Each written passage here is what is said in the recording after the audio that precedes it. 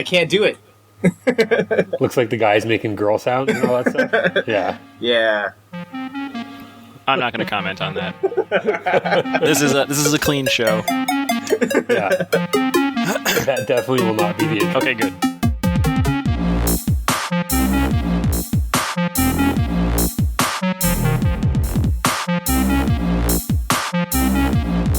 Happy New Year, everyone. You are listening to episode 6 of the recurring Bosscast, Split Kick's fortnightly podcast. I'm Jett from splitkick.com. With me is Matt from Biff Bam Pop. What's going on? And Jason from Inside Gaming Daily and Slick Gaming. Hello. So, Merry Christmas, Happy New Year to you guys. Yes, Merry Christmas. Before we get into all of the nerdy materialistic stuff about gifts under the Christmas tree and Boxing Day and all of that magical stuff, did you guys have a good holiday break? Lots of sentimental moments with family and loved ones? Yeah, most definitely. I enjoy the holidays. I'm a big holidays kind of guy. Yeah. So yes. I think I've grown to appreciate the spending time with family a lot more now that I've gotten a little older, and especially since this is my first Christmas not living in my parents' house. Mm-hmm. So, I mean, getting to see them again on Christmas was really nice. Yeah. Yep, I agree. My first Christmas living away from my parents as well, so. I think I know. I think this will be possibly my last Christmas living like in the same area as my parents, because I think next year I hopefully will be in California. So California. and I'll be the one coming back, so it'll be a little different. See, for us, though, for me, it's like a 20-minute drive. For you to be like a 6-hour flight. Yeah. Mm-hmm. And a few $100s. That's true. Any cool Christmas stories to share? I've got one, actually. All right, go. I was at Steph's house Christmas Eve, and we were doing her family Kris Kringle, which I was a part of this year. And her cousin reads out this present to Jett from Santa. And I'm like, all right, great. So I get the present. It's kind of heavy. And I'm thinking, yeah, this is oddly heavy for a present that should have been like $20, because that was part of the rules. Of course. And I open it up, and it's this, like, multi-tool drill / I don't even know what it's called. It is some sort of construction tool. And anyone that knows me, or I guess I'll share with everyone now, I am completely inept when it comes to any sort of building of things. Hammers, nails, screwdrivers, whatever. And so I just found it a really odd gift that someone would get me some sort of power tool for Christmas. So, I don't know, I just found it odd, rolled with it, and said, yeah, thank you. And then, after everyone had left, Steph actually came up to me and said, yeah, that present wasn't for you, it was for someone named Jeff. Oh, no. So I had opened up Jeff's gift. I don't know who Jeff is, but... Jeff clearly got something video game related. Yeah, really, what did he get? He got my Taylor Swift CD. No! Oh. Did he really? No. I actually did not get a Taylor Swift CD for Christmas. What? No, I didn't. There's something wrong there. Yeah. I got some Skrillex CDs, though. What? Yeah. No. I got some dubstep. Is there... Jason just has that actual quote recorded. He just hits a button and it plays it. Yep. What? No. What? Yeah, I got Scary Monsters and Nice Sprites and Bangarang. Nice. I think it said Santa on them. I think it was actually from Steph's mom, which is actually even weirder. Yeah, really. I did end up buying Taylor Swift Speak Now after the fact on Boxing Day. And have you listened to it? Yes, I did. It's a very angry CD. I find it kind of. Yeah. Oh, you've heard it? I have. Yeah, she was just in a very dark place during that period of time, and I don't know. Some of the songs I like, some of them not so much. Maybe a little too hate-filled. I think she's the devil anyway, so. I think a lot of her ex-boyfriends would agree. Any other things you guys want to share? I've got a whole bunch of some other family stories, but I have a Taylor Swift story. Oh, okay. It was crazy. I got my niece, who is 8. I got her Taylor Swift Red, I think is her newest album. Yes. Yeah. And the way our sort of Christmas day works out, my brother and his wife and his kids do Christmas morning, at their house, then they come to our place later. And when my niece got to our house, she was like, hey, Jason, I got 2 Taylor Swift CDs. And I was like, oh, great. Which ones? She's like, oh, I don't know. They have these songs on them. And that meant nothing to me. Maybe Jett would have picked up on it. But I was just thinking, man, I already bought her this sock monkey hat, and someone got it for her. Now her other gift, someone else is going to get it for her. But she opens up the CD later, and strangely enough, she actually didn't get that one. She got all of Taylor Swift CDs in one day, all from different people, and all she asked was, I want Taylor Swift CDs, and we just so happened to buy all of the different ones. So that resulted in my brother and myself going to their house later and listening to one of those CDs and one entire One Direction CD. So that sounds like a interesting day. I've heard the entirety of the first One Direction album. Steph is a fan. It's okay, I guess. It's not bad for teeny pop music. Mm-hmm. I don't know if I listen to it again. I can safely say I've never listened to it. That's okay. Yeah.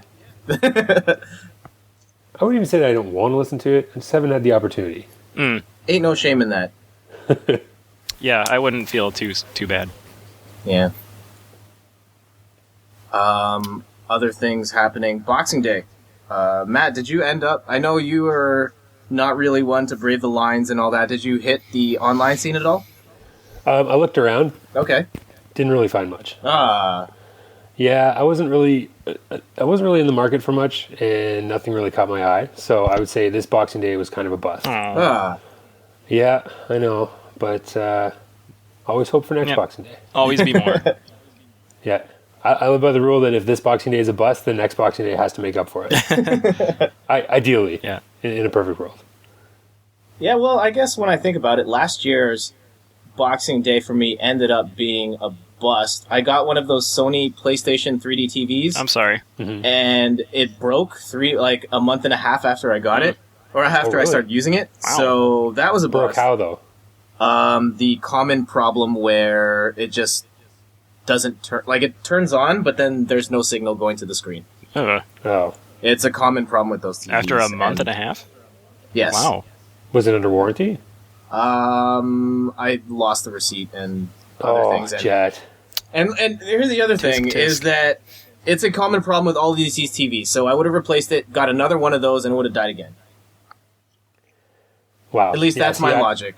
I keep all my receipts just in case. I have a drawer full of receipts. I don't even know how many. I'm like Scrooge McDuck dives into his money pit. That's my receipt pit. Wow. But you always got to keep the receipt. Yeah, I have a lot of receipts. I have the receipt somewhere for the current TV, but I think that one's holding up just fine. Yeah, that's pretty nice. It would have been really funny if the 3D TV broke because you accidentally threw your Wii remote into the TV or something. Mm-hmm. Completely against Sony. That's probably not under warranty. But yeah, this Boxing Day was actually pretty good. I got a whole bunch of games. Nice. I guess we'll talk about that once we get to Bosscast Topic of the Week. So let's... If there's any other stuff you guys want to talk about before we get into games and such. Liza's family has this cool Christmas tradition where we do stockings, but they're like super stockings. So basically, think of a normal stocking, except 5 times the size. Wow. And so, whereas we would exchange gifts and wrap a lot of stuff, and they do that as well, but they also do these gigantic stockings where they give you tons and tons of things, and you sit there, and the stocking is half the size of your body. Oh. So it's a tradition that I've grown to sort of really like, and I don't know if anybody else does it, but huge stockings are where it's at. Apparently. Yeah, that's really cool. It's pretty awesome. Yeah, so that's my Christmas edition. I really don't have anything. We have regular stockings. None of you guys have ever done huge stockings? No. I wrap my presents very poorly. That's what I do. Likewise. Oh, yeah, me too. I don't know if I know a guy that wraps presents well. No, I don't think I've met one that just happened to know without, say, experience working at the mall at customer service, and that was their job. Yeah. Sometimes I get into a rhythm, and one side of the gift looks impeccable, and then the other side. So when you give it to somebody, you hand them with the good side forward, and they go, "Oh, this is great." Then you hope they rip it off before they look at the other Exactly. side. That's how I present mine under the tree. Yeah. I put the good side forward. So. Yeah, definitely. One of my former coworkers, when I worked at as a stock boy at a pharmacy, if he had a present for his family and did not get it wrapped by someone else in time, he would actually just throw the present inside a towel and say, "Here you go, Merry Christmas." Wow. Awesome. I've heard of garbage bags. I've never heard of towels. I don't know. At least get like a Christmas bag or something. Maybe you get to keep the towel as well? Well, it's their family towel, so it would be like Christmas present for his mom that he just happened to put in her towel. It's like, I also got you a towel. This towel looks very familiar. Yeah. Yeah, we don't have So any cool Christmas traditions like that. I don't know. Towels or giant stockings. All right. So, let's talk about some... No, not quite games. One other thing. I want to know not all of, but I want to hear some of the non-game stuff you got for Christmas. Anyone get socks? I did. Oh, yeah? I did not. I think socks are sort of obligatory. Like, everybody gets socks. Oh, apparently not, Jason. I don't. I don't get socks either. Yeah, I did get I got a scarf, and it's a really nice scarf. I've swapped out one of my scarves out of the rotation for this one instead. Nice. My mom always asks for socks, and it's become this sort of like joke between my brothers and I that I was going to get her socks this year. And so this year, she ended up not getting any socks, and she was kind of upset. She's like, "I can't believe I didn't get any socks this year." Like she was banking on the socks coming in. So naturally, she went out and bought socks like 2 days later. What, did each one of you think that the other person bought it? No, kind of thing? I think we were just kind of not worried about it anymore because, really, Like, after... enough with the socks. my mom's not getting any taller. Her feet aren't growing. So after, let's say, a decade of sock purchases, we didn't think she needed any more socks. But apparently she did, so she got more. But So, like, I have this Scrooge McDuck receipt pin. She Your mom has- a Scrooge McDuck sock pin. yeah, sock drawers everywhere. Got it. But my mom is into a lot of board games. So she got maybe 6 or 7 board games this year. And I bought her one that I got to play in Indianapolis at this convention. It's called Telestrations. Have you guys heard of that one?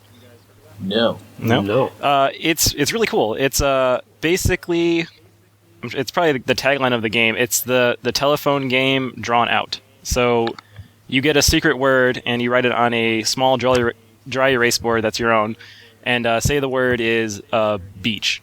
And so you draw a beach, and then you pass your plaque to the left. You have a minute to draw, pass to the left, and the person has to guess what you drew on the next page, and they write down what it is. So let's say I drew beach, and then Jett, you guessed, like, ocean. And then now you pass it to Matt on your left, and he has to draw ocean. So on and so forth, so you see how it goes. But each person has their own word to draw and to guess. So you're passing, and let's say 8 people are playing, like the max number.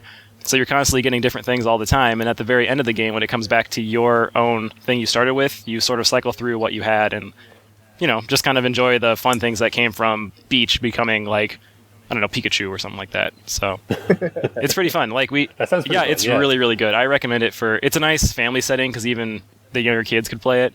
And there's some fun ones. Like we had New York Minute. I don't know really what that is, but New York Minute eventually became like Bob Evans Hostess or something like that. It was just totally random, like how I got there. And Batman actually was the first one to make it all the way through. So Batman, he can conquer that game. But it was fun. It's a good game. Nice. Cool.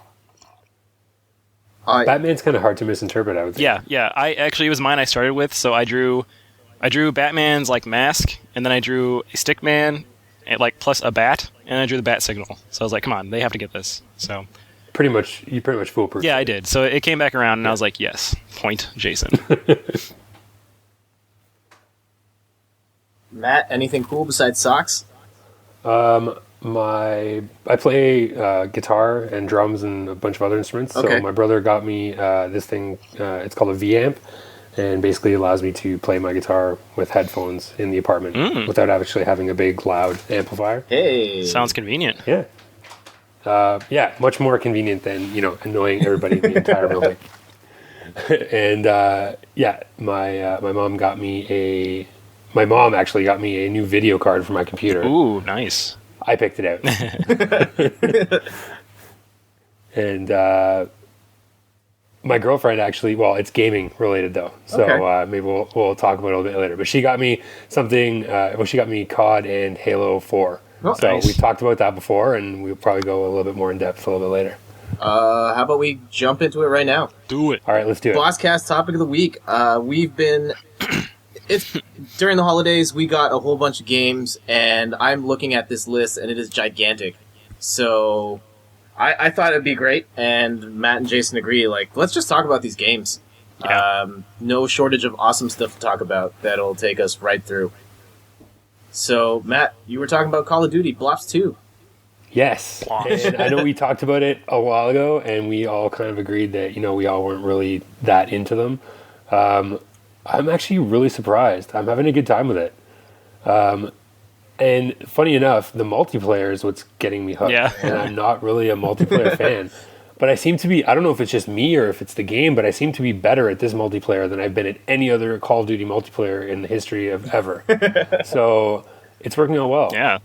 I don't know if you guys have tried it or maybe. Strangely enough, I got to play it when my brother came home from California. He brought it with him, so I was able to dabble. Were you amazing at it out of the blue? I'm sure I wasn't as good as you were, but I really enjoyed playing. Like we tried to do co-op, and the only thing we could do together was zombies, and that was pretty cool. That was fun, diversion from other games. Like I enjoyed playing it. Yeah. I'm having a good time with it. The story's good, the multiplayer's good. Getting me back into the Call of Duty franchise. I haven't played Halo 4 yet. It's still in the plastic. Haven't got around to it, but hopefully soon. Definitely heard good things. Yeah, Halo 4 is slowly winning me over. Like, I want to play it the more and more my friends and I are talking about it, and it's just like, It's not that I don't want to play, it's just, I don't know. So many other things to play, I don't know if I want to play another Halo, but it does sound so cool. Yeah, for sure. Have you played any of the single player, Matt, for Blops Halo? 2? Of Black Ops? Yeah, Black Ops 2. The story is really good, actually. Okay. It's a continuation of, obviously, Black Ops 1. Kind of a lot more graphic right from the get-go. Yeah. And sort of a darker storyline. So, but I've only got about not even maybe 4 or 5 hours into it. It's not much longer. That means you're almost done. Yeah, really. Well, I don't know how far I am in it, actually. Maybe it's not even that long. I think I'm probably about halfway, maybe a little over halfway through. Okay. So maybe not 4 or 5 hours. I maybe totally overestimated that. But it's pretty good. I'm enjoying it. The story is really good. As I said, it's a bit darker, so it's neat. Great. I mentioned earlier on the earlier episode of the show that I played Black Ops 1 relatively recently, and I did enjoy that. If I were to go back, I would be playing primarily for the single player, though I probably have to keep consistent with being a couple of years behind, so I think this is the Modern Warfare 3 year for me. Though I've heard some people say, even within Splitkick, that Modern Warfare 3 isn't all that great, so maybe I'll bypass it. I don't know. Yeah, Modern Warfare 2 is kind of the Modern Warfare to get, if you're going to play. Yeah, I've heard the same thing. I played the heck out of Modern Warfare 2, so yeah. I'm very familiar with that one. I would skip Modern Warfare 3 and go to Black Ops. Just go straight to Black Ops 2? Okay. Yeah. We'll consider that when it hits $20 at some point. Although the Call of Duty games, they retain their price they really do. well. So I was kind of hoping that Modern Warfare 3 would hit $20 on Boxing Day, and it did not. It's actually kind of surprising if you think about it, because, I mean, each new one takes away so many people from the other game. Like, I don't understand how Modern Warfare 2 could still be, $30? I think is what I saw it last. Like, I'm sure people are still playing it, but nowhere near the millions that were playing it, so I don't know. Come on. Well, especially when you consider like the sports games as well, True. right? Like NHL 11 loses almost 90% of its value when NHL 12 comes in. Yeah. But that doesn't seem to be the case with Call of Duty, which is interesting. Yeah. I guess because there's sort of like dedicated fan bases to each game, right? Yeah, and each game tweaks something that's going to make you probably sway one way or the other if you like it or not. So I guess if you like something, why stop playing it? Yeah. And there really isn't any reward system, I guess, for the sports games like there is for Call of Duty either. Because, I mean, with your prestige levels and all your perks and everything like that, maybe it's a little harder to move on. I guess you could win the Super Bowl. That's cool. Older games. And we're back. Everything's cool. Apologies, everyone. I have no idea what just happened there on Skype. Everyone started sounding like distorted robots, and then we all got dropped from the call. Yes. It was actually part of the podcast. It was. Yeah. It was the robot section of our podcast. Yeah. After we all survived the apocalypse, but something changed. We're all robots now. Yeah. It's just lying dormant and then activates sometimes. That's all right. These things happen. Technology. It is what it is, but we will keep moving. Totally. So where were we? We were talking about Blops 2. You're Blopsin. Blopsin. Kind of the, I think the way the pricing Yeah. sort of drops for some games and doesn't for others. Not for Call of Duty, yeah. Another weird thing I found is that NBA 2K12 is still $40 at most places, even though 2K13 has been out for a while. Yeah, really. Yeah, it's true. But you know what? I have a lot of friends that play 2K12 that haven't moved to 2K13. And I don't know why. Weird. Yeah. I don't really play enough to have a viable comment on the topic. No, me neither. But I do know that on, what was it? It was Christmas Eve at the office. After hours, they were all having a game, and apparently you can put like actual superstars in the game. So they had a whole bunch of guys playing as like Justin Bieber and Jay-Z and a whole bunch of people on the That's court. awesome. So, and apparently Justin Bieber won Man of the Match. So Of course he did. I've lost all faith in that game. I think he has a player rating of 98, if memory serves me well. Oh man, really? Yeah. I assume that's really Isn't he, good. like, 5'1"?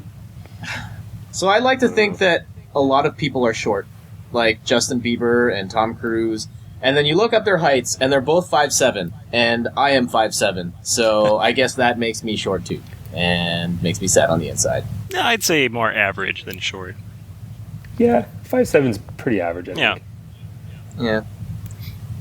But then when people see them on TV, everyone thinks they're so short, but then they're actually average, which I guess if it was me in the same position, I would be considered short. Well, then I guess in really short. NBA 2K12, Justin Bieber must be super short. He's really short. Like, I want to see him play against, like, the Thunder and just go up against Kevin Durant. Just get swatted from half court. He has a killer jump shot. Anyways, besides Justin Bieber, And Blops 2, what else have you been gaming? Is it? Well, I'm not sure if we're still talking to me. Oh, Yes, yeah. we are still talking to you, We man. can go, Matt. We can go one at a time. All right, and scene. Okay, now that. So I got caught in Halo. What else have I been playing? I've been sort of on the commute back and forth to work playing Simpsons Tapped Out. I don't know if you guys have heard of it. Is that the city builder? Yeah. Yeah, It basically. looks really cool. I'm a big Simpsons fan. It's- Looks neat. It's neat. It's very sort of tedious, and there's a lot of very mundane things to do, and it's obviously a cash grab. Like, oh, you can do this if you have 10 donuts, but you only have 8 donuts, so you can buy 10 more donuts for $1.99, or you can wait 17 hours. So it's kind of like that, but Yeah. the graphics are spot on. They look exactly like a Simpsons episode, and lots of the quotes, like just tapping things and moving things around, come from the series, and it's kind of entertaining to listen to. So pretty Yeah, good. that's cool. Good time waster. I've heard a lot about that game on the Rocket Jump podcast. A bunch of the guys are fans of that one. Though I haven't played it. It's is it like Farmville style game ish? Kind of, yeah. Like every building gives you experience and points or money or whatever, and then you sort of farm things and collect things and spend them to upgrade things and move things. Yeah, sort of, I guess. Very much a time waster. Yeah, I refuse to play those games, and it's not because I don't like them. In fact, if I were to play any of them, I would definitely play The Simpsons. It's just like you said, it's a time waster. Like I can't, I don't know, live with myself knowing that I would be playing the game and I could be doing anything else.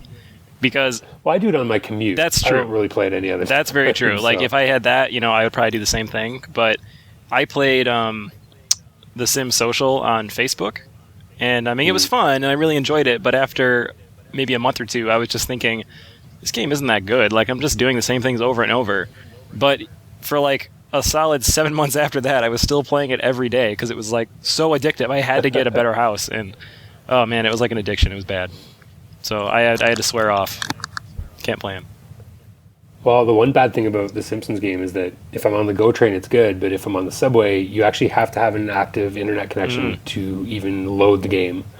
So it's kind of disappointing if I can't play it on the subway. I'm sorry. That's okay. It's okay. I'm getting over it. So do you like play as Homer, or do you have your own character, or do you just kind of some sort of god figure? Yeah, you're kind of like the god Yeah. figure. Homer basically blows up the entire Of course. city and leaves you with a blank canvas. Yeah, and then sort of bumbles his way through building Springfield again, and you kind of do it by showing him where everything goes, and you sort of assign all the characters to do certain things, and they have little oddball jobs, and like Cletus, the slack-jawed yokel, he has jobs that are like have another kid with Brandy or grow some tobacco on his farm. And it just really sort of everything is very spot on Simpsons humor. That's perfect. I'm actually very intrigued. So what about you guys? What are you playing? I've got this game. Well, Steph got this game for Christmas. It's some hot fire flames that none of the gaming press or any other websites really have been talking about. What? I'm talking about Wonderbook, Book of Spells. Oh my. Oh, I remember seeing something like half an hour back during a really important conference. I can't put my finger on it. At E3, yeah. Oh, yeah. Oh, That's yeah. Yeah. No, it rings a bell. I remember Steph and I were actually watching that when it happened, and when it first came up, she was like, oh man, it's cool, it's got PlayStation Move, it's Harry Potter, I love Harry Potter, great. And then the presentation just kept going, and we kind of got the point within the first 2 minutes, and then it ends up taking the largest chunk of Sony's press conference. Yeah. And that was kind of weird. You talk about it like it's a tragedy. Like we were there when it happened. I remember everything we did. Where were you when Wonderbook Exactly. was demoed? So you've played it. I played a little bit of it. Steph did most of the playing. I watched her set it up and play. Was it wondrous? It was neat. If you have a living room that is conducive to what the game wants from you, one of the weird things is that the ideal setup for the game is you have the book set on the floor and you sitting cross-legged in front of it. The way my living room is set up is that it's really narrow and there's only about 2.5 to 3 feet of space between the TV unit and the sofa, so there's no real way to set it up the way the game wants you to. Right. So we just Steph kind of had the camera propped up in a certain way where it could capture the book, but then it would capture all of her body except for her head. So that was kind of weird. The AR stuff, when it does not work, it's really bad. Like what happens? Yeah. When your magic wand disappears and you just see a PlayStation Move controller waving around and you're trying to point at something and it's not going, or when it's not picking up the book, that happens sometimes and then the entire game breaks. That's not cool. But when it's actually working, it's really neat. It is a very... I think fans of the Harry Potter series will like it. Steph enjoyed the diving into the lore on all the different spells. And they teach you how to do these spells with these move motions. And then towards the end of the game, they just kind of let you loose and say, we'll put you in the scenario, and you have to memorize all those spells and know that in this scenario, I have to do Wingardium Leviosa to move this thing so I can move on. And that part of it's actually really neat. Yeah, that sounds pretty solid. The game is really short. That's worth noting. Steph beat it in 2 sittings, or about 4 hours. Wow. But is the game predominantly for kids? Yes. So the short attention span is kind of warranted. Yeah. And I don't know how much farther you can take that concept. Anyway. Speaking of which, I have no idea what Sony plans on doing with Wonderbook after this.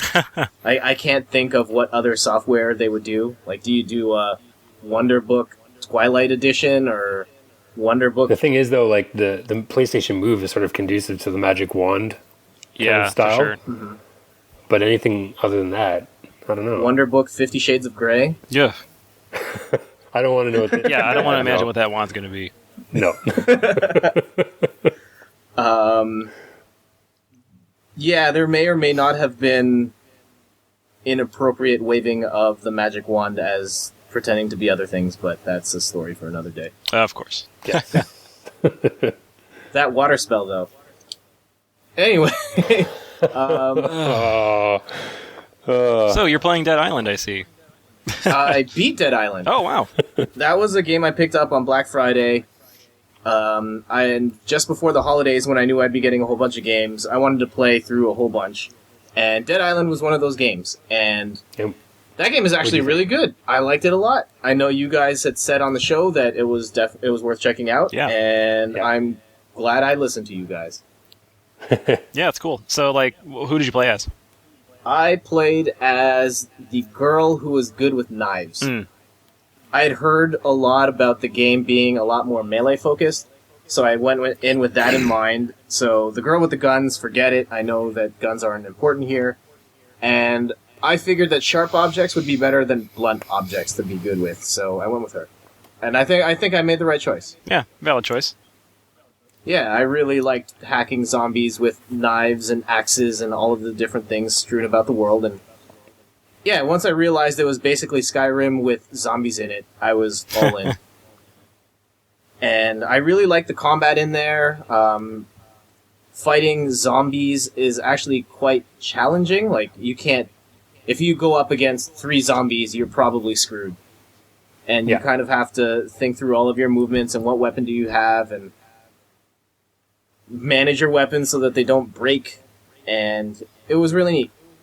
I think my only real gripe with it is it probably went longer than it needed to. Oh, yeah? I hadn't beaten it. How long till you finished? Oh, okay. I think... Pardon? How long was it until you got to the end? Maybe about 20 hours. Oh, wow. That is pretty long. It's a pretty long game. And towards the last, I'd say 25% of that game didn't need to be there. They could have made a bunch of cuts, and it would have been either just as strong, if not stronger. Particularly at the last little bit... Oh, I don't know if I want to go into spoilers on Dead Island. I know, Jason, you haven't finished it yet. Oh, it's all good. Don't worry about it.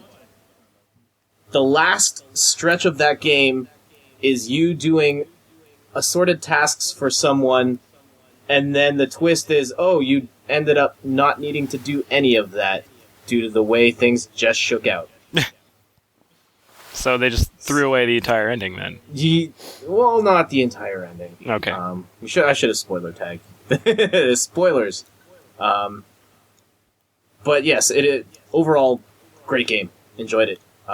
Dead Island Riptide, I think, comes out really soon. Yeah, this year. I would definitely interested in that one. Other things I've been playing, just after Dead Island, I started Dead or Alive 5. I actually picked that one up on sale just before Christmas. Steph tipped me off that EB Games or GameStop had it for half price. Wow. And I picked that up. Now, normally, I am not a 3D fighting game guy. I've never liked Tekken. I buy the Soul Calibur games, but I'm not good at those at all. I think that I play them primarily because I can mash buttons and I get some sort of satisfaction out of it. But I tried playing Soul Calibur 5 online, and I would just get destroyed by everyone. And I could tell that I was fighting against people that also sucked at the game, but I still couldn't figure them out. But DOA 5, I would say that it's probably the first 3D fighting game I ever really liked. Yeah? Coming from a 2D Street Fighter Marvel background, I really appreciated that the learning curve for it, at least the initial hump, is really low. So if you wanted to mash buttons, you could, but then it was clear to see all of the levels of depth with the combat system, with high, low, and mid attacks, and the counter system in particular. Yeah, big time. Yeah. So I don't know. I've heard the system has been tweaked a whole bunch of times since the other 4 iterations, but when was the last time you played a DOA, Jason? I played Dead or Alive Dimensions on the 3DS. Okay. So, I mean, the counter system was... There was 4 different types of counters for high punch, high kick, low kick? Yeah, something like that. Okay. So that's in there, and it's really neat how they have those types of counters and expert counters, and I think it lends itself well to that particular fighting style, so it doesn't feel like you're just eating one combo that takes off all your life. You have opportunities to break out of it. Yeah, I think that's what DOA is known for. Yeah. So that was a lot of fun. I played through that entire story mode, which also doubles as a training mode, although that story is... I don't even know what it was that I watched. Something it is about ridiculous. If it's anything like past DOAs, I'm sure it's insane. Oh, I don't know how much of it I missed because I've never played a DOA game before, or how much of it is just absolutely nuts. There's clones and robots and evil corporations. And Yes. yeah, okay, yeah, there you go. And boobs. Lots of boobs. Oh, yeah. And crazy physics. And at the beginning of the fights, the girls look fine, and at the end they're sweaty, and you can see through their tank tops and stuff. I mean, they're wearing bras and stuff under it, but I found that kind of creepy. But, I mean, I know that's why a lot of people play those games. But at the very least, the fighting's really good. Yeah, it is pretty solid. So that was great. I will go back to that once I've gotten through some of the other stuff that I need to play. Like Rocksmith, which Steph got for me for Christmas. Have you played it? You haven't played it yet. I did play it. And she got me the big bundle with the guitar. Wow, nice. Oh, really? Yeah. So, I guess interesting story here. It's not often that I approach a game trying to resolve some internal daddy issues, but my dad is been playing guitar for, at the very least, my entire lifetime and way before then. And I think one of his biggest disappointments with me in life is that I never fully pursued music like he did. When I was 8 years old, leading up to then, I would pretend to play guitar with my dad all the time, and then I turned 8 and said, I want to play guitar for real. And so he sat me down with his guitar and told me to hold my fingers in this crazy, I think it was a C chord, and strum, and sing 3 Blind Mice. That was lesson 1. And the pain on my fingers from holding that note, plus the string shredding into them, it hurt a lot, and it sounded really bad, and I just thought it was impossible, and I thought that it would be a piece of cake at the time, because I was an ignorant little kid. And I ended up storming out of the room crying, saying that I would never play that instrument again. And, so, I mean, I've learned other instruments since. Through Rock Band, actually learned how to play the drums, and I've experimented with the bass guitar. But this is my first time picking up a guitar in earnest in about 20 years. Wow. The guitar it's an Epiphone Les Paul Jr., which is I believe, fairly common starter guitar. Matt, maybe you could speak to that one at all? Yeah? Yeah? Pretty good. Is it like a smaller than normal guitar? No, it's a full size. Oh, right on. It's the same size as the regular Les Paul Jr. guitar. Nice. So that's cool.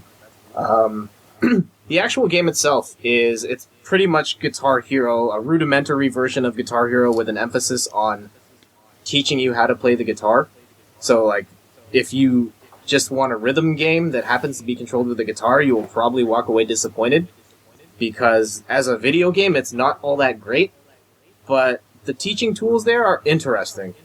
And really, it's not a substitute for an actual teacher or other formal guitar lessons, but I think the interactive nature of it helps a lot. And I really like/dislike how it handles difficulty. So, how it does it's adaptive, right? Yes. So, for one, there's different arrangements for each song, where applicable. So, usually a song will have a single note version, where you're only playing one note at a time, or a combo version, which has single notes and chords. And depending on the arrangement, it'll start you at some sort of baseline level, and then as you play that section well, it'll then up that section from there. So let's say on the verse, I played it great, so the next time I play that verse again, it'll be a bit harder. Oh, good. That's cool. And every single song is broken into little sections like that, so that maybe I'm playing a really easy portion of a song that I'm struggling with, and then everything else is great. So that, in theory, that sounds great, and I've made strides through that, but when it does not work, it is one of the worst feelings in the world. Because you'll get into situations where I'm playing this single note arrangement and it's great. And then all of a sudden I see coming down the note highway is this crazy notation that the game has never taught me before, and it expects me to play it on the spot, and I don't know what it is, and you screw it up, and then it drops you back down in difficulty, so you play well that part, and then those same weird notes come back and you don't know what it is. And at that point, your only real option is to go out, go through the tutorial to see what it was trying to teach you, and then go into training mode and then practice that within the context of the song in order to get it. That kind of stinks. So Yeah, that's not very intuitive. it's not. I learning the guitar, I found that everything is like a big obstacle. When you tell me I need to pluck this fourth string, I need to say time out. Where's the fourth string? Where do I put my left hand? Where do I put my right hand? How do I have to strum this to make it work? Okay, now I'm ready. I don't know if Matt, you've had that experience with the guitar, but like I feel like everything is an ordeal. Well, I think learning it, definitely. I mean, just getting familiar with the guitar and, okay, you're asking me to play this string. Like, give me time to wrap my head around that, but then the game just kind of throws stuff at you faster than I think it should. Does it have an actual training mode that teaches you like scales or chords or anything like that? It teaches you chords. It has an interactive tutorial for every single chord in the game, which is awesome. And so you can actually see that I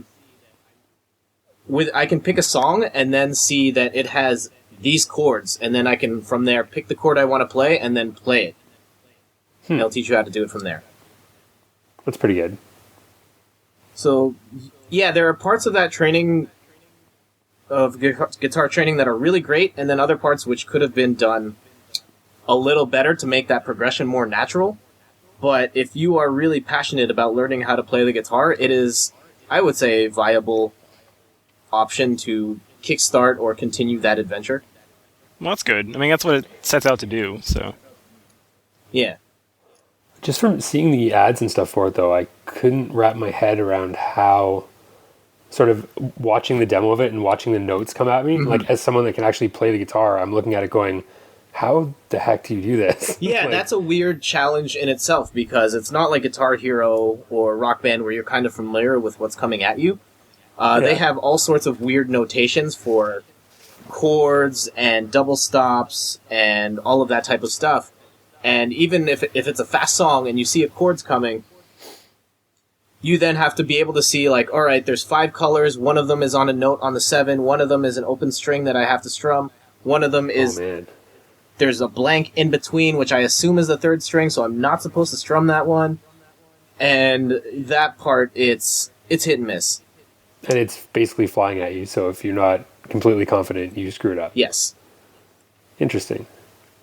I don't know, it seems like a very sort of complicated way to teach. I don't know. I don't know if I would be learning that way. It might, if you already know how to play the guitar, it might be almost detrimental trying to play this thing. And also there's the scaling difficulty. If you are a guitar pro, you are still starting at the beginning. You have to play through the career mode and play through the songs to level up in order to unlock the full version of the song.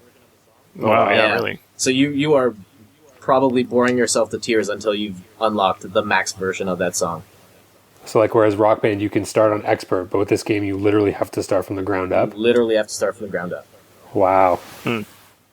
I don't know. I was interested, but I think you may perhaps talk me out of this game.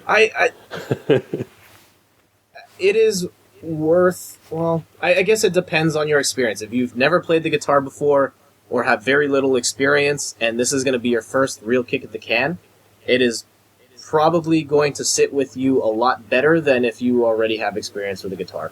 And then you'll sit there and say, I'm not learning anything. Yeah. It doesn't actually teach me music theory. Why do I have to play all these simple arrangements of these songs when I know how to play them in real life? It's not for that person. Yeah. But I'm going to try and stick with it and try and get a little better at the guitar, and we'll see. I've been playing it for about 2 weeks, and I've been able to play note versions of specific songs. I can play a note arrangement of I Can't Get No Satisfaction. Ooh, cool. Nice. And I'm working on playing the real version of Nirvana's In Bloom.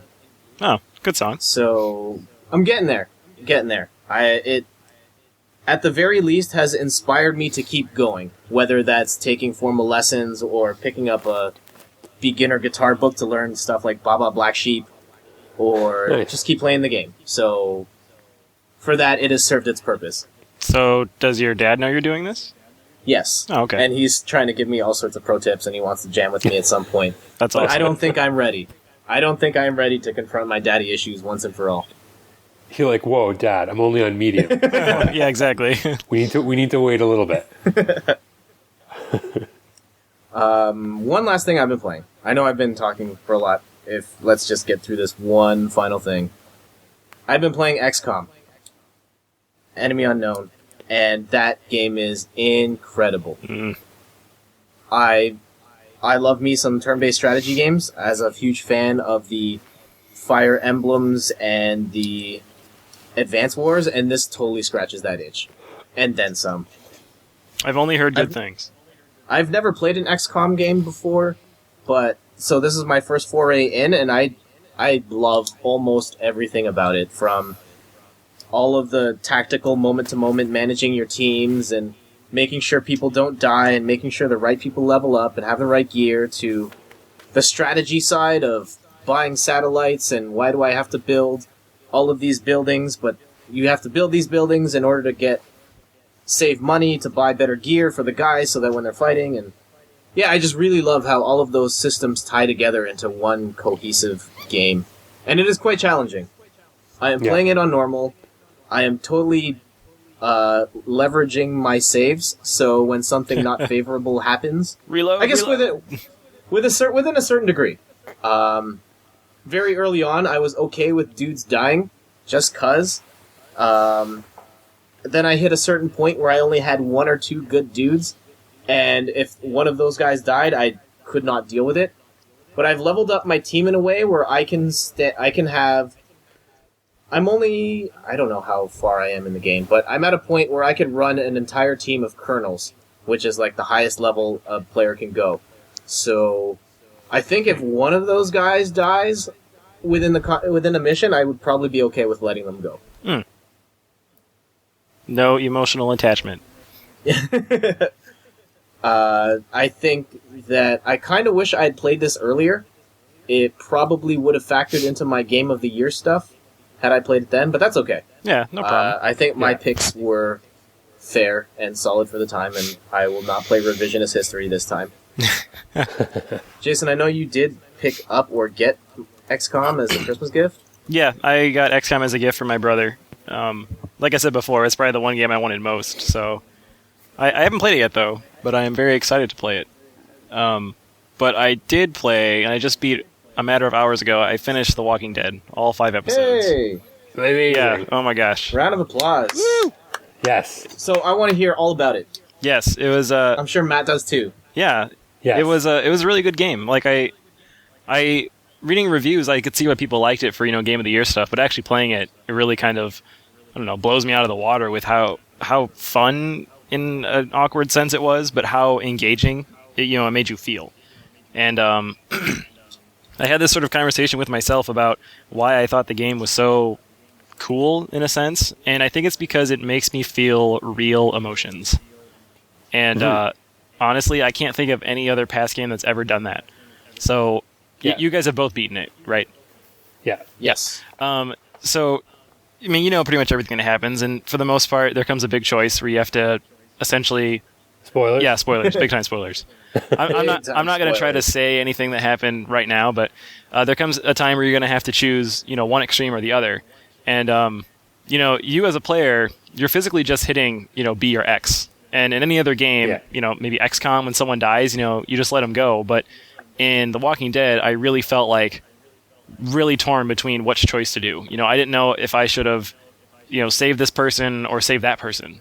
And that's just amazing development of a game and exceptional writing. And that is really good. Very, very commendable. So, I don't know. Do you guys feel the same way about that, or is that just me?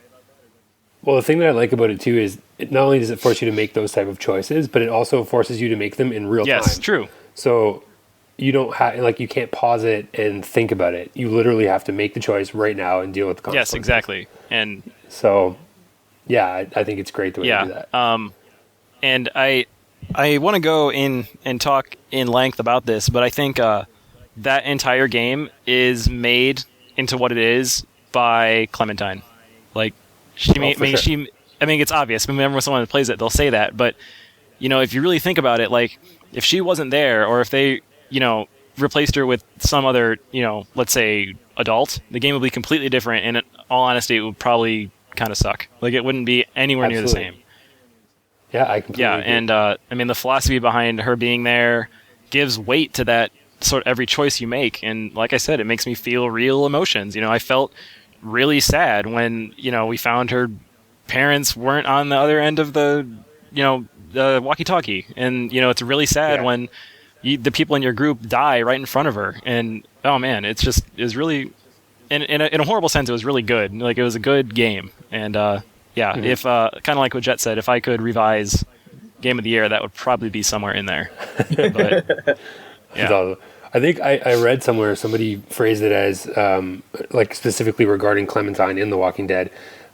It's impossible to keep the innocence of a child in a world where there is no more innocence. Exactly, and I think that's exactly where Telltale was going with it. That's what they wanted to do. But yeah, go on. Like when you meet, I was going to say when you meet, I can't remember if his name was Charlie, the old guy that you meet. Oh, the hobo? I think episode Chuck? Yeah, the hobo guy. Yeah. Sort of kind of spoilers a little bit when he basically says that, Lee kind of tells him about Clementine and then the guy, Chuck, says that Clementine isn't a child, she's alive. Yeah. And that's the only thing that differentiates anybody in this world. You're not a kid, you're not an adult, you're not anything. You're either alive or you're dead. And that's it. There's nothing, no difference, like nothing separating that. Yeah, you're absolutely right. And I mean, oh, no, keep going. No, that's it. It's so good. And I mean, I don't know. Like, if you haven't played it, you need to experience it because it's that good of a game. So, you want to talk spoiler stuff now too about what happened and everything? You want to do that, Jett? How much in the way of spoiler? Like, do we want to save that for a separate show? No. Maybe on an. No, I don't think I want to talk in depth now. Maybe we can do a show later. But I guess I have one or two specific questions I want to ask. Okay. Continue spoilers. Keep fast forwarding if you do not want to hear. Yeah. Okay. Yeah. Okay. When you played through the game, what was your relationship with like Kenny at the end? Did you like him or no? Like, I did. I'm assuming he dies in every scenario. I'm pretty sure he does. Yes. You don't actually see him die. Very true. Though. So I've heard in either way you do not see him die, but it is just assumed that he dies. That's fine. Then either way, I felt that his departure from the game was very lackluster. And it yes, after all of this. Yes, it was a mar on that entire experience, and I thought it was very rushed because at the time I still had Ben alive. I don't know if you guys did. I hate Ben. I hate Ben too. Yeah, but I had him alive the entire time, and he, in my game, he fell and like got impaled, all Trinity style from the Matrix, and So and then instantly Kenny runs down there, and I'm like, what is he doing? And so I just thought that was very. It wasn't really out of character because you could tell that's where he's going with his reconciliation, but I thought the way that they just wrote him off very quickly was, in my mind, kind of a bad choice. Yeah, but I don't know. I would agree. I don't know. I'm sort of disappointed with at the very, very end, like after the credits. Yeah. Did you stick around for that? What is that about? Yeah. Apparently, I don't know. They were talking about a possible sequel starring Clementine. I mean, I know that Telltale has season 2 worked out, but I don't know what they have for it. Yeah. But the thing is, like, I don't know what you guys did, but I chose for Clementine to go with the two people that we found at the tanker truck. Omid and Krista. What's her name? Omid and Krista. Yeah. Yeah, me too. But you never actually see her go with them. Like at the end, she's alone. Where was she when you guys played? In like under a tree. Yeah. In the country, right? Yeah. I think that's sort of. Okay, I was curious because there was a choice to tell them to meet. Go find a boat. So I was wondering if they got a boat, but I guess they could have gotten a boat and rode to a country. But I guess so. But nobody else is there. It's just her, which is very. Unsettling after you go through all this stuff to try and save her and give her the best sort of advantage possible, and then all of a sudden she's alone under a tree. That is kind of weird. Granted, though, I mean, I think the countryside was a good choice, and those two shadowy figures, they had to be humans because they move too fast, in my opinion. Especially like when they turned. I don't know how well you remember it, but they turned very quickly and pointed, and I'm like, that wouldn't be a zombie. But that's not saying it's good because it's probably terrible. Anyways, the other thing I wanted to bring up is more pretty much on the complete opposite end. At the very beginning of the game, I chose to save Duck, and I love kids, but I kind of regretted that instantly.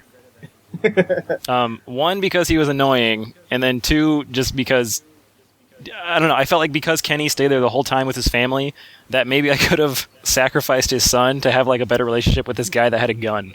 But I don't know. I didn't like Duck, and he had a terrible fate, so I feel really bad for him, but yeah. Yeah.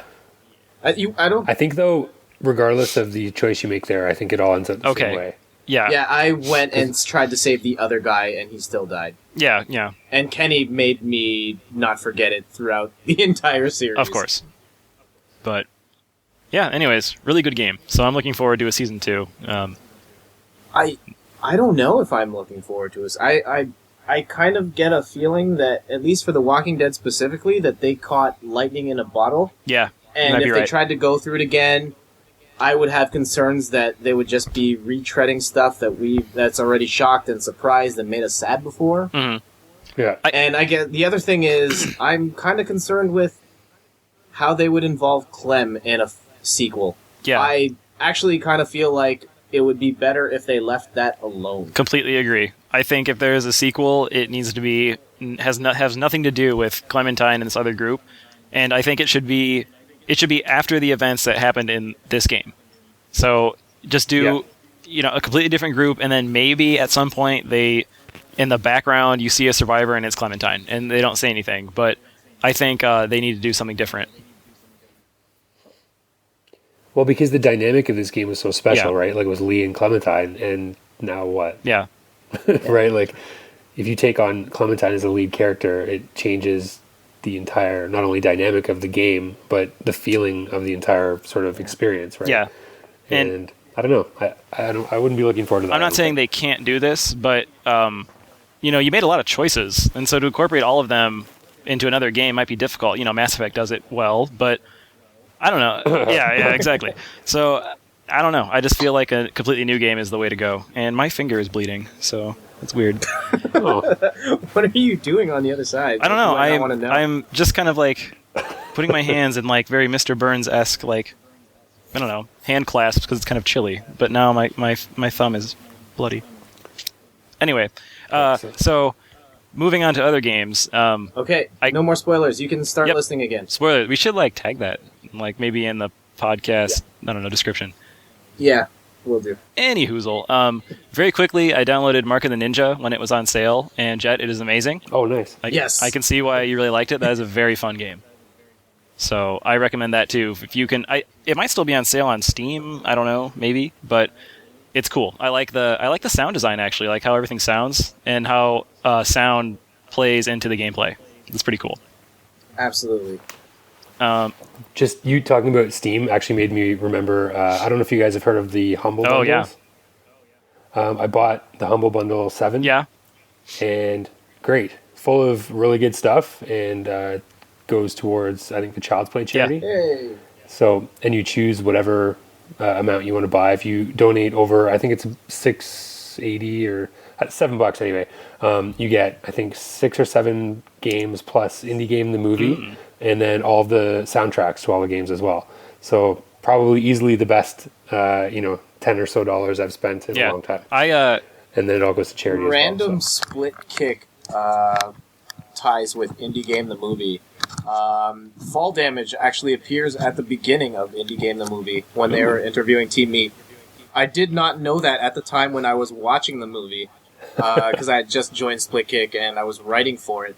And I wrote a review of Indie Game the movie, and then they ended up quoting me on their website. So if you go to the Indie Game the movie website and look what the critics had to say, I'm totally quoted there. That's cool. That's awesome. Jelly. Well, that's cool. I usually buy the Humble Bundles, but this time I ended up not, and it's not because I didn't feel for charity or anything, but I actually had like pretty much all of those games, and so I don't know, saved my money and I had to get other Christmas gifts. But it is always a solid choice. Those games are amazing. I'm looking at it now, and it's actually over, which is sad.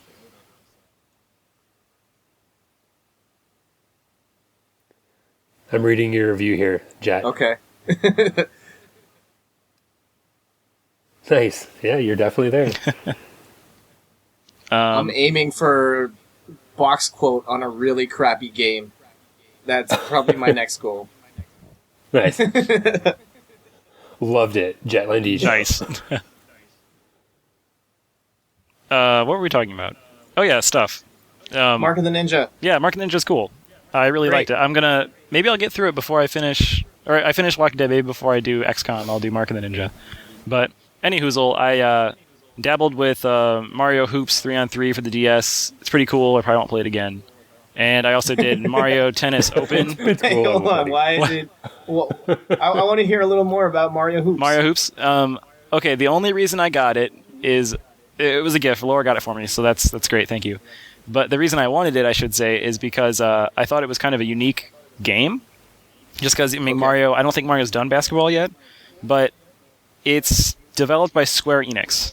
And I thought, oh, cool, Square Enix, Really? They're pretty cool. And then you, as the title suggests, you play 3-on-3 basketball, and you can unlock Final Fantasy characters, to play as. So I was like, oh man, I can play basketball with the Black Mage? That is so cool. So that's why I got it. And the game is strange because it's not really basketball. It's basketball in a facade. Because you dribble the ball over question mark blocks and you collect coins and stuff, and you can bank 100 coins, and then when you score a basket, you get 20 points plus every coin that you had banked. So you can get a maximum of 120 points per possession. So the game is split into 2 3-minute halves. So what that means is you can win a game by 700 points. And that's what I did. And it was fun. It was cool, but I don't see any reason to keep playing it, really. It doesn't offer any incentive to keep going, because I already got the characters I wanted to play as. So, yeah. That reminds me of a random Super Nintendo game that I rented once that I really liked.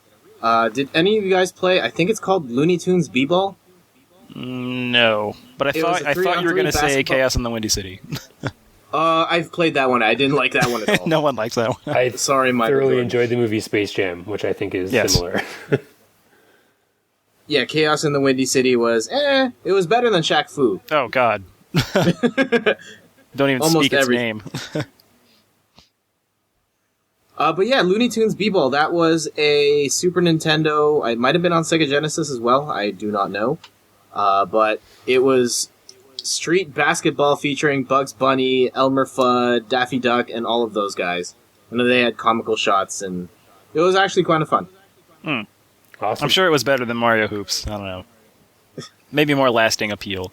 I think what turned me off, I like Mario and I like basketball, but when I saw that you have to dribble the ball by tapping on the screen, I said no. That's true. I think that's something, my hand actually really started to hurt after playing it, so that is definitely not good.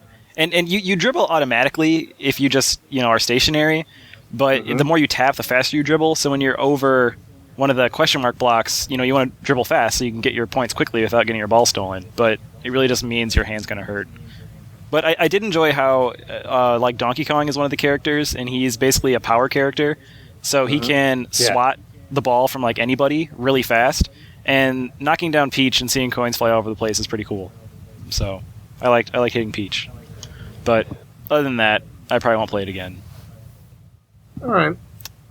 Fair enough. And then, I have one last game. Okay. I got, also from Laura, the other gift she got me, was... and I'm hoping I pronounce it right. It's Theatrhythm Final Fantasy. Theatrhythm Final Fantasy for the 3DS.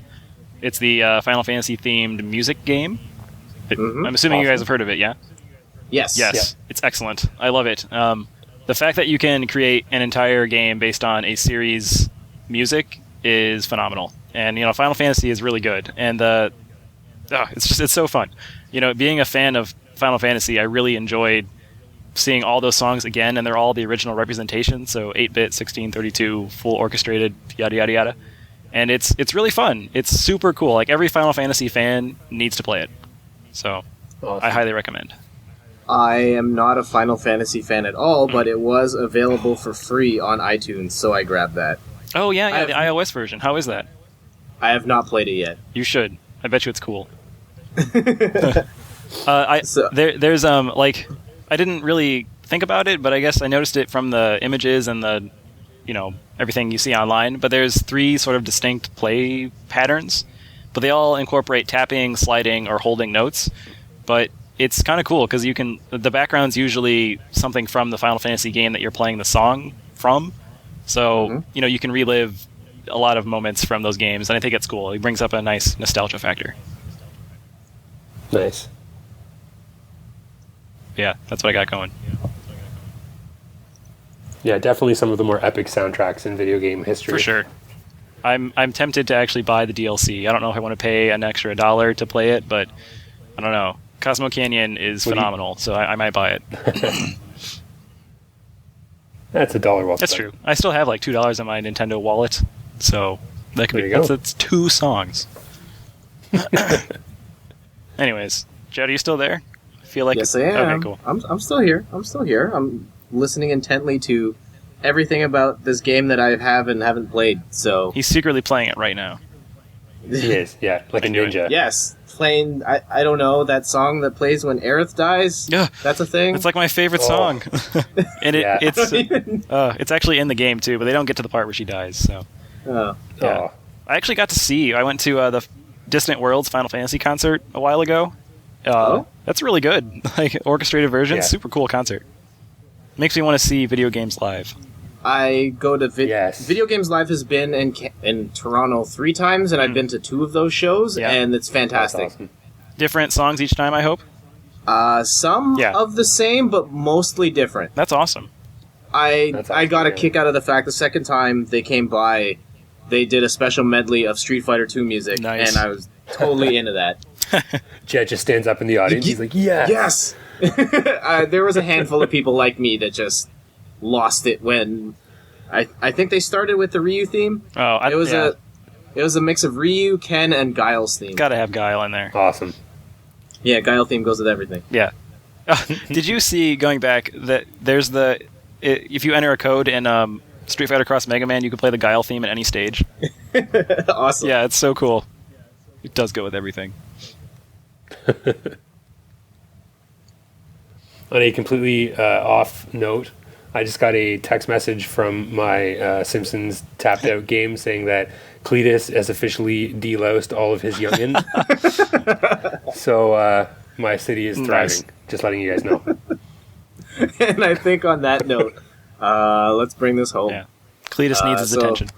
Yeah. Yeah. Before we go, let's talk about what everyone's got going on. So, Matt, what do people have looking forward to for you? Wait, that doesn't make any sense. Strike that. Start again. I got What's it. cooking?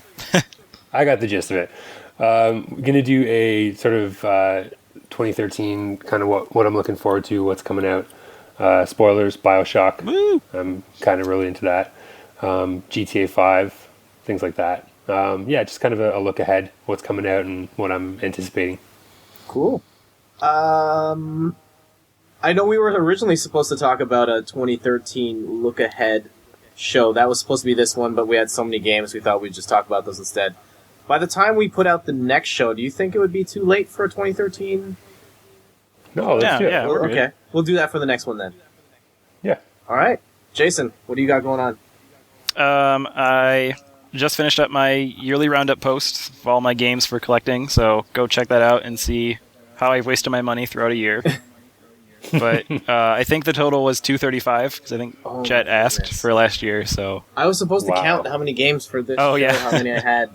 I'm probably at a few dozen, which is a lot for most people, but that's no 235. Yeah. Well, remember, I mean, it includes like gifts, and some games were like, I'm sure $1 or $3 or $4 or $5.